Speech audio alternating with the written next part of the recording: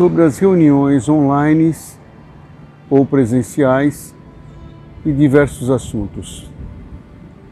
Paz Deus com todos.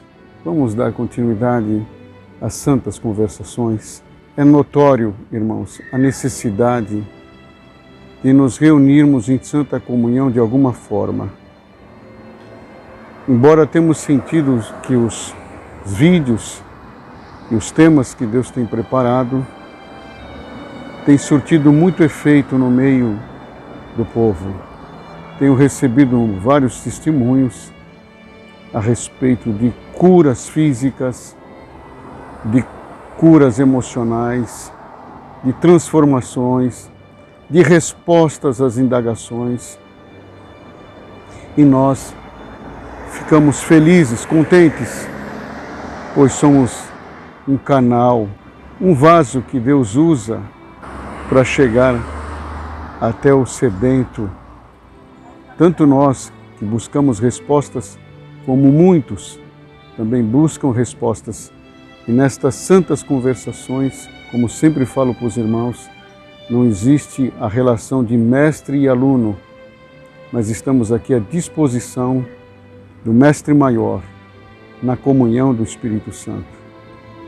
Quanto à relação das reuniões, irmãos, devido ao estado pandêmico que existe, as igrejas mesmo não sabem se abre, se fecha, protocolo, máscara. Existem algumas denúncias de que alguém pegou ou se contaminou dentro de uma igreja. Achamos por bem agora evitar fazer qualquer reunião presencial, por precaução e obediência às leis sanitárias. E online também estamos estudando. E eu vou confessar para os irmãos, declarar aqui, abrir meu coração para os irmãos, de que eu estou buscando de Deus, porque tudo isso que está acontecendo é novo. Se tudo é novo, estas reuniões, da forma que elas vão acontecerem, também são novas. Nós não podemos fazer no modelo de culto que nós conhecemos, pois se Deus está manifestando algo novo, é porque algo novo Ele quer mostrar para nós. E às vezes, por falta de paciência, compreensão, perdemos uma grande oportunidade de viver o novo. Como Jesus disse, viver em novidade de vida. Eu sempre falo para os irmãos não se cansam de ouvir. Nós estamos como no princípio. A terra era sem forma e vazia, o Espírito de Deus pairava sobre as águas e disse Deus, haja luz. É esse Fiat Lux, é essa inspiração que nós estamos esperando.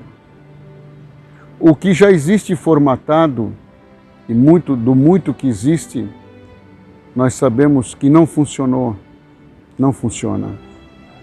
E é aí que nós entramos no primeiro assunto, nos diversos, esse é o primeiro. Que as denominações, por exemplo, que reúnem o povo, fazem membros de uma tradição. Mas o verdadeiro evangelho pregado por Cristo, a Boa Nova, faz discípulos de Jesus.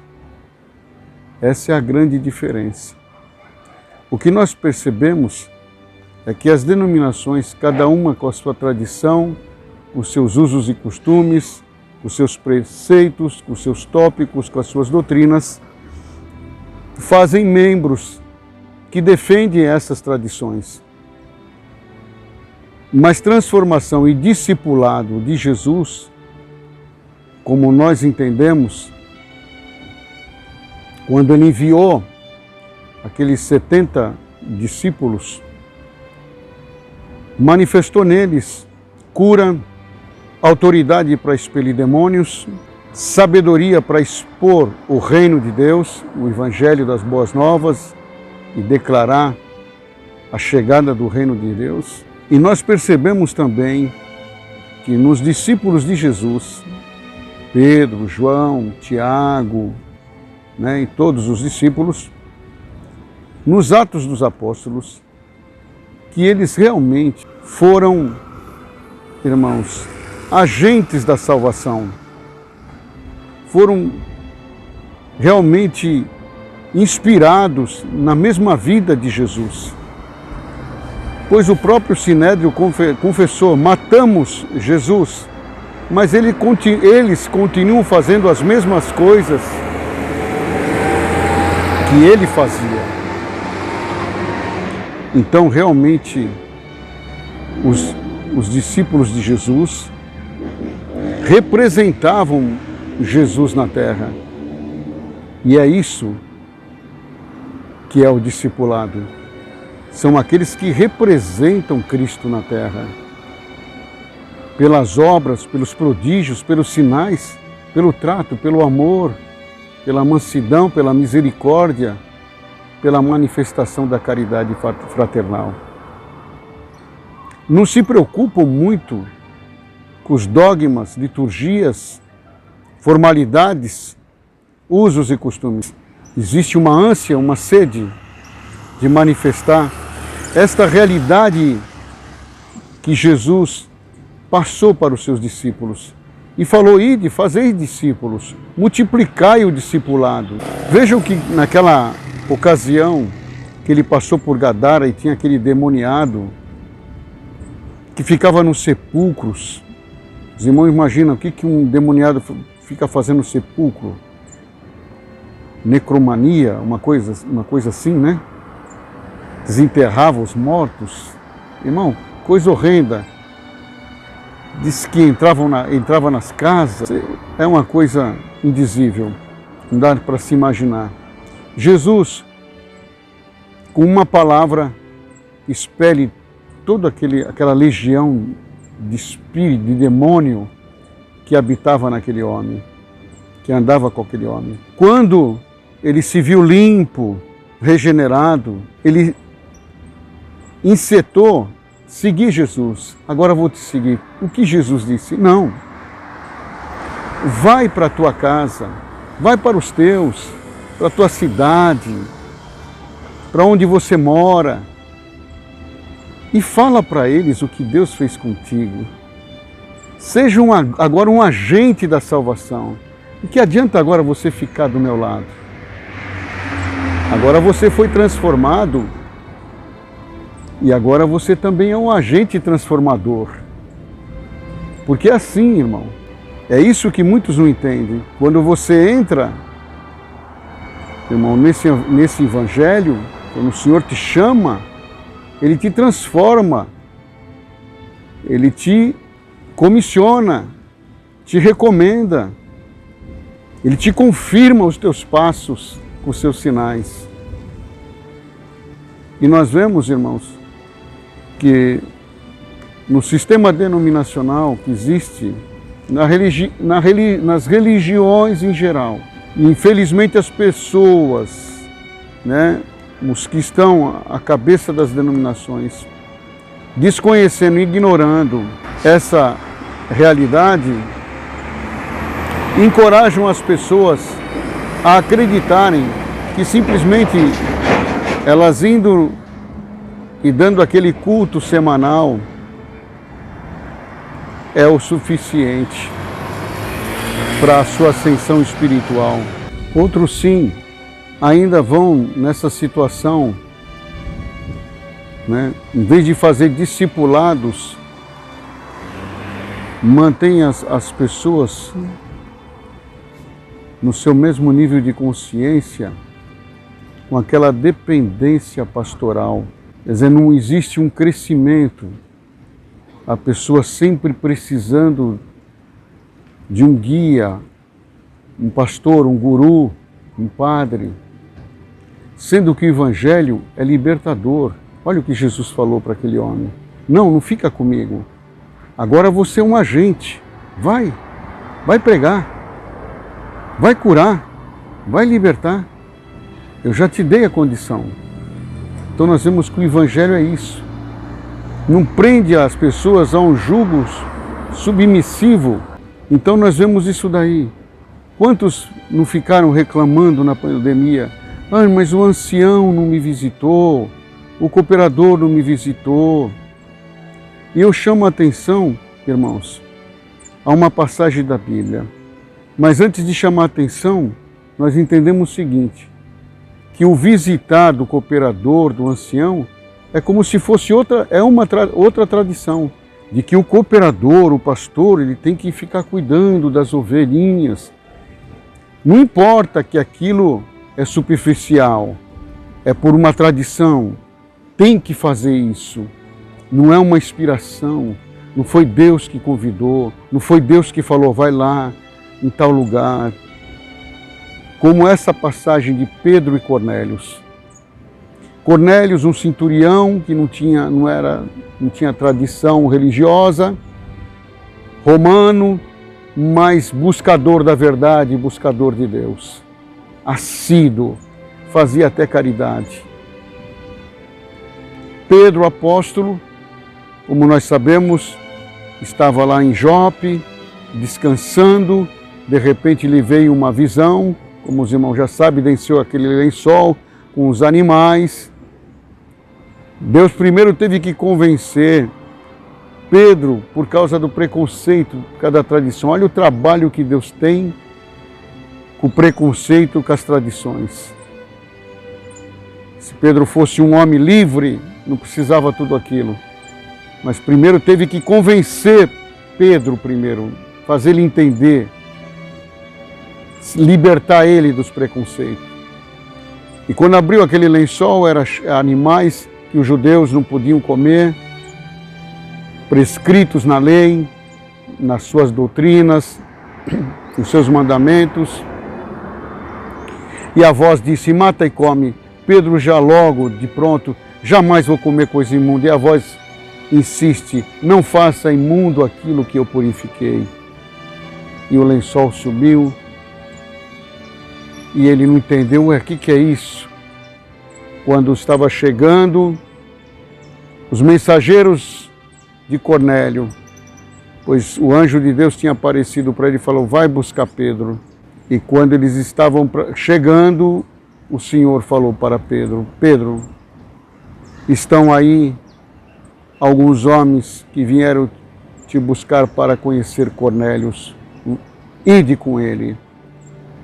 E sabei que eu escolho, eu chamo a quem quero e não faço acepção de pessoas. Aí ele entendeu a visão de que ele tinha que ir, embora tinha aquele preconceito que Deus só amava a casa de Israel. Jamais Deus iria enviar ele na casa de um romano. Pois ele foi lá, para resumir, Deus abençoou a reunião de tal forma, a alegria foi tal, que a evidência de novas línguas tomou toda a casa. E Pedro foi confirmado. Agora vejo que Deus não faz acepção de pessoa. Isso, irmãos. Deus não é como o homem, como as denominações, que puxam a sardinha para o seu lado. Ele não faz acepção. Ele quer que você se relacione com todos igualmente e não negue o seu Cristo. Então, irmãos, quanto ao visitar, eu jamais vou pensar assim, aquele irmão ou fulano, e nunca vou dar preferência. No Evangelho não existe essa preferência. O pastor, o ancião, o cooperador. Às vezes um cooperador, o ancião, precisa mais de visita do que o que todos chamam de membros ou estão ali. Não é melhor ser enviado, irmãos? Se você tem uma necessidade, busque a Deus. Busque a Deus e deixa Deus te enviar. Não cobre uma tradição. Fala com o Senhor. O Senhor, acha graça, envia alguém. Não importa quem, não escolha a pessoa. Se for enviado teu, é um anjo. Se não for, é uma visita normal. Pode ser do Papa, mas se não for enviado de Deus, no nosso caso, o ancião, pode ser o ancião, mas se não for enviado de Deus, não vai surtir efeito nenhum, não vai acontecer nada. Então, quando nós queremos realmente ser visitados, nós buscamos a Deus como o centurião fez. E aí sim, Deus enviou o seu apóstolo e fez aquela obra gloriosa. Agora vamos a outro assunto. Quanto à legitimidade das escrituras, apócrifos, a Torá, que é uma tradição escrita, o Talmud, que é uma tradição oral. Irmãos, existe muita falácia a respeito das Escrituras. Nós sabemos que a partir do momento que a Torá, a Bíblia, o Evangelho começou a ser usado como base de doutrina para a instituição de uma religião, ela começou a ser manipulada. Então ela é de todo falsificada? Não, irmãos, ela não é falsificada. Pode ter sido ocultado alguma coisa, pode ser colocado outra coisa, mas o verdadeiro buscador da verdade, ele não fica enganado. Porque um versículo fala de toda a Bíblia e toda a Bíblia fala de um versículo. Então, por mais que o homem queira falsificar a palavra, a Escritura, a verdade vai estar sempre contida. Ele não vai conseguir ocultar a verdade. Então nós não podemos ficar totalmente dependentes, irmãos, das Escrituras. Como muitos falam, está na Bíblia? Não está na Bíblia? Porque ela é interpretada de diversas formas, às vezes até opostas. As interpretações são totalmente antagônicas. Então, irmão Marcos, como que nós vamos nos salvar disso? Que é o próximo assunto. Em busca da fonte de conhecimento. Existe uma fonte de conhecimento. E essa ninguém pode falsificar. Ela não está numa escritura, ela não está num povo, ela está na comunhão do homem, quem diz o homem diz a mulher, com Deus. Esta é a fonte do conhecimento que Jesus fala. E quando você for buscar o Pai, fecha a tua porta no lugar secreto e busca ao teu Pai e Ele te recompensará. Ele fala, evita essas orações nas praças, de pé, para serem vistos. Como nós vemos na igreja, irmãos. Os irmãos, muitos de nós, muitas vezes, quantas vezes não idolatramos uma oração? Olha que oração que esse irmão faz. Alguém falou, irmão, ora de novo, a tua oração é linda. Ô irmão, prega de novo, a tua pregação é linda. Irmão, isso tudo é idolatria. Nisso daí nós ficamos sem o nosso galardão, ou então já recebemos o nosso galardão com as lisonjas. Então nós temos que nos ater a isso, irmãos, né? A essa busca, essa fonte inesgotável. Veja, irmãos, Moisés, Elias, até mesmo Jesus, tiveram necessidade de subir um monte, se isolar. Ficaram 40 dias, Moisés chegou a ficar 80 dias, Elias 40 dias, existe essa tradição. Jesus ficou 40 dias e 40 noites no deserto. Na tradição também existe, quando Paulo foi chamado, ele não foi aceito de pronto pela igreja por causa da perseguição que ele fazia à igreja. Então ele foi desprezado, mas foi tudo um plano de Deus, porque esse tempo ele foi para o deserto. Foi mergulhar dentro de si mesmo, foi na fonte inesgotável. Porque a Torá ele conhecia de capa a capa, a lei ele conhecia, a história de Jesus, dos evangelhos, ele também ficou conhecendo. Agora ele precisava mergulhar nesse lugar secreto, onde as águas são cristalinas e ninguém pode macular. Então, é nesse sentido que eu falo para os irmãos. Não podemos ficar totalmente dependente das coisas exteriores. Temos que ter esse lugar, essa intimidade com Deus, esse lugar secreto com o Senhor. Porque se nós não tivermos esse lugar secreto, nós vamos ficar, irmãos, à mercê das interpretações das Escrituras, das interpretações dos pastores, das interpretações das escolas eclesiásticas. Enfim, não vamos ter a nossa experiência pessoal e é necessário. Jesus encorajou-nos a isso. Isso não quer dizer que o que eu ouvi do Senhor você vai ouvir.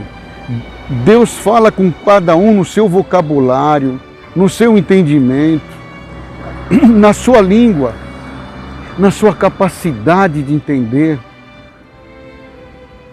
Ele pode se manifestar até numa forma que vai fazer você entender uma realidade.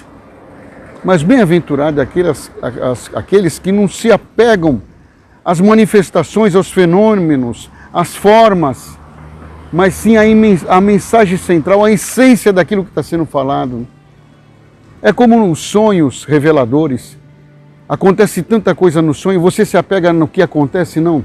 Você se apega na mensagem, naquilo que aquele sonho quis passar para você. Naquilo que aquele sonho foi te dado para te fazer entender alguma coisa que era um enigma, uma dúvida. Você não conseguia dar mais um passo. Então você não se apega na forma que o sonho, dos fatos que ocorreram, mas naquela mensagem central. O que Deus quis me dizer foi isso, através desse sonho. A mesma coisa quando manifestam, por exemplo, um ser celestial, como muitos já tiveram contato com anjos. Veja como os anjos falam: não se prostram diante de mim, sou teu conservo. Mas como é teu nome? Por que perguntas meu nome, visto que é maravilhoso? Ou seja, não existe necessidade de você saber essas coisas. O importante é você saber que Deus está entrando em contato contigo, não a forma como Ele está entrando. Ah, eu vi um anjo, eu vi Jesus. Outros chegam, eu vi Deus. Não é isso, irmãos. Não é isso. O que vale é a transformação, é a compreensão que chega, não é o que você vê, é o que você sente, é o que te transforma, o que te sobreedifica, que te revela a verdade. Ah, eu vi, o Senhor Jesus é assim, Ele tem o cabelo assim. Não, irmão. Ele pode aparecer de diversas formas. Os discípulos de Emaús não o reconheceram. Às vezes os homens iam prendê-lo, não o reconheciam. Judas teve que beijá-lo para eles prendê-lo. Porque ele estava querendo dizer que não é a forma, não é a aparência que vale. É a essência da mensagem que transforma o nosso caráter, a nossa moral, que nos faz acreditar com mais veemência na palavra da verdade. Os irmãos vejam, voltando agora ao que nós começamos a falar, Moisés teve que levantar uma tenda fora do arraial, por causa da idolatria que se fazia no meio do povo. Ele tinha que ir lá fora, ele montou um lugarzinho secreto para ele buscar a Deus, fora do arraial. A palavra fala que Jesus foi crucificado fora da cidade. Saiamos fora, né, irmão? Foi isso que Deus permitiu que acontecesse comigo agora, irmãos.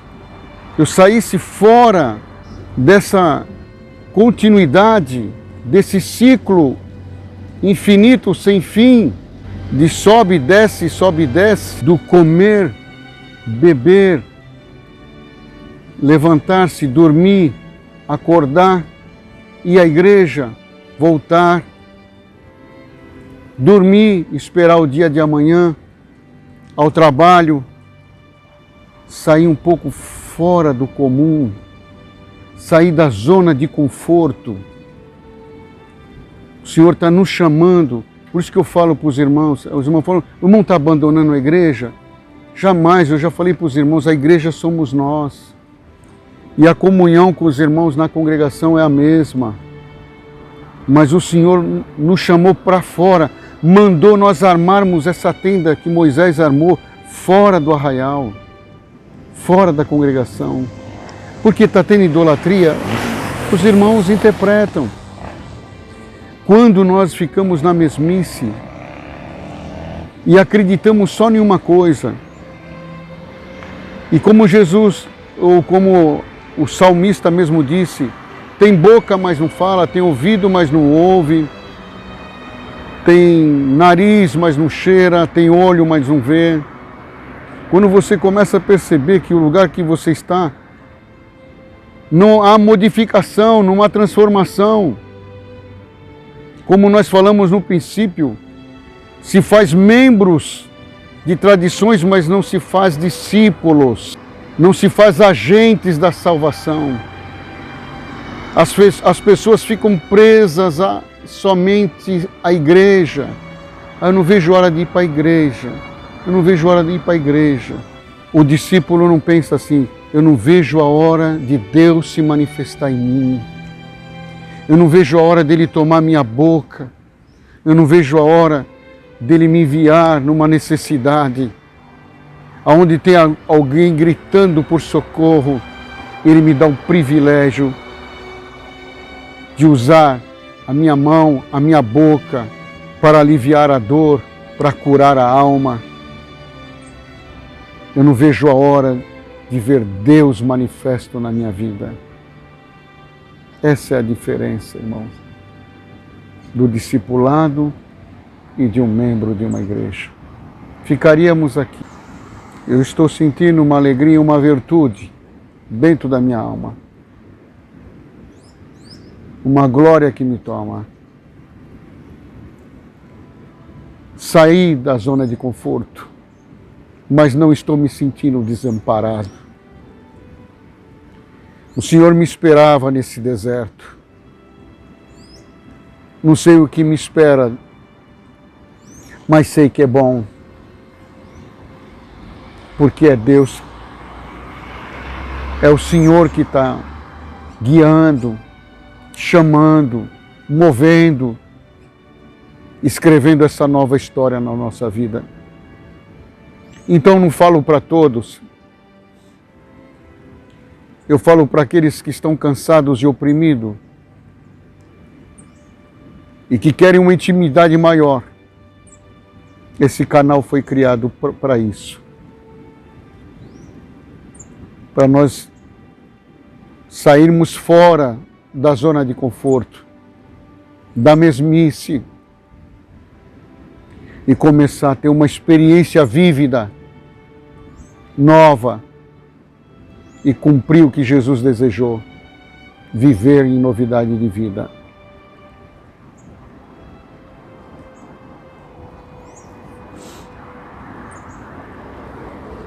É a mensagem, é as santas conversações que vão além de um jogar conversa fora. É um grito que nós estamos dando. Senhor, tem um povo aqui que te espera, que acredita na mensagem central do Evangelho. e que nesses tempos difíceis se coloca à tua disposição.